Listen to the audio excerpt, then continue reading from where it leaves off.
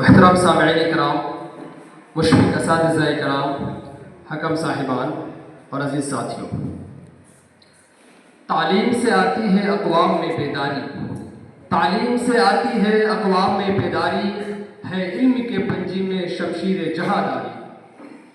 حضرات گرامی، تعلیم انسانی زندگی کی اہم ضرورت ہے، اس کے بغیر انسان ایک مثل مجسمہ ہے۔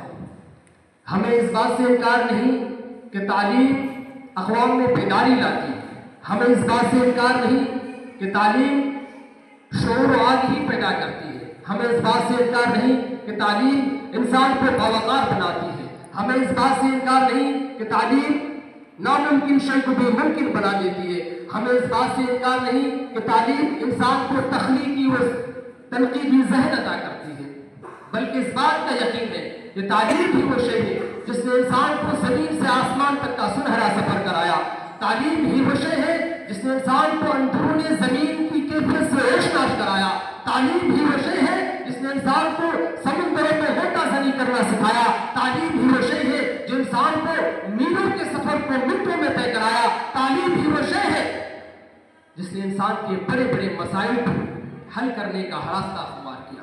تبھی تو کبھی نیلسن منڈیلا نے کہا تھا، education is the most powerful weapon which you can use to change the world. تعلیم ہی ایک ایسا زبردست اور پراثر ہتھیار ہے جس سے آپ پوری دنیا کو بدل سکتے ہیں۔ حضرات گرامی، ہمارا ہندوستان وسیع و عریض ملک ہے، یہاں مختلف طرح کے مذاہب رہتے ہیں، مختلف بولیاں بولی جاتی ہیں، تہذیب و ثقافت میں اختلاف پایا جاتا ہے، یہاں کسی کی اکثریت ہے تو کوئی اقلیت میں شمار کیے جاتے ہیں، کوئی پسماندہ ہے تو کوئی SC/ST ہے، گرچہ مادی اعتبار سے لے کر تعلیمی و فکری اعتبار تک ہر چیز میں اختلاف اور نابرابری نظر آتا ہے۔ ایسے حال میں، ایسے کنڈیشن میں ان کے درمیان سماجی مساوات کو برقرار رکھنا، سماجی مساوات کو بحال کرنا ایک سب سے اہم مسئلہ اور سب سے اہم مدعا ہے۔ تو آئیے جانتے ہیں وہ کون سے نکات ہیں جو تعلیم ہمیں وہ مقاصد فراہم کرتے ہیں جس کے ذریعے ہم سماجی مساوات کو برقرار رکھ سکتے ہیں۔ پہلی چیز، تعلیمی مواقع میں برابری۔ ایجوکیشن ہمیں تعلیمی مواقع میں برابر پارٹیسپیٹ کرنے کا موقع فراہم کرتا ہے، جیسے کہ NEP 1986 کے تحت یہ بتایا جاتا ہے کہ ہر لوگ، جتنے بھی لوگ ہندوستان میں بسنے والے، انہیں تعلیم میں برابر موقع فراہم کیا جائے گا۔ اس کے تحت ہم ایک حساب سے سماجی مساوات کو برقرار کر سکتے ہیں۔ دوسری چیز، غربت و افلاس کا خاتمہ۔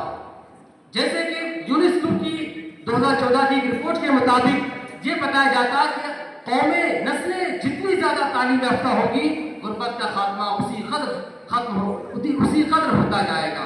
اسی طرح ذات پات کا خاتمہ، جیسا کہ B.R. امبیڈکر نے 1936 میں کہا تھا اپنی ایک اسپیچ، زبردست اسپیچ جس کے لیے اسے بین بھی کیا گیا تھا کچھ دن کے لیے، انہیلیشن آف کاسٹ، اس میں انہوں نے کہا تھا کہ تعلیم ایک واحد ذریعہ ہے جس سے ہم ذات پات کے نظام کو ختم کر سکتے ہیں، جڑ سے اکھاڑ پھینک سکتے ہیں۔